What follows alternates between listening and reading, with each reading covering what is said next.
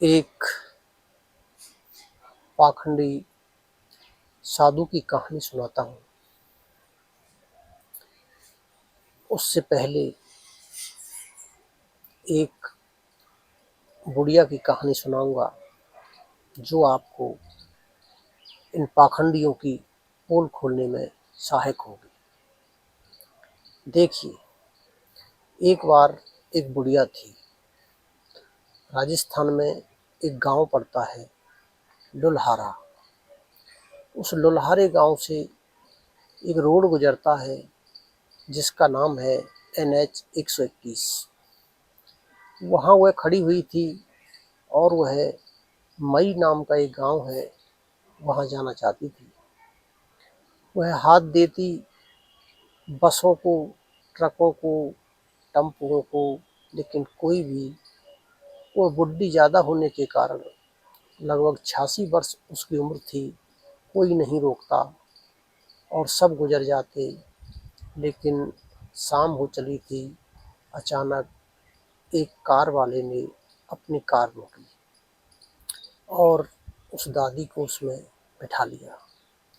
86 वर्ष की उम्र दादी को जब वह उतारने ही वाला था तो उस दादी ने कहा कि बेटा किराया ले लो, लेकिन उसने किराया नहीं लिया।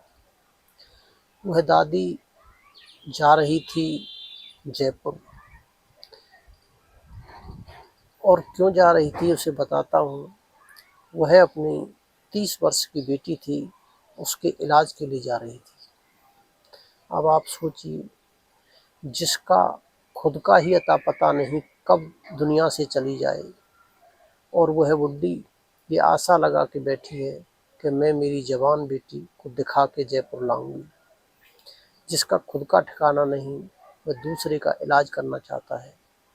यही हालत आजकल के पाखंडियों की हो रही है, जिन्हें खुद तो आत्मज्ञान हुआ नहीं और दूसरों को आत्मज्ञान की उधार बातें कोई गीता से कहता है, कोई कुरान से कहता है, कोई बाइबल से कहता है।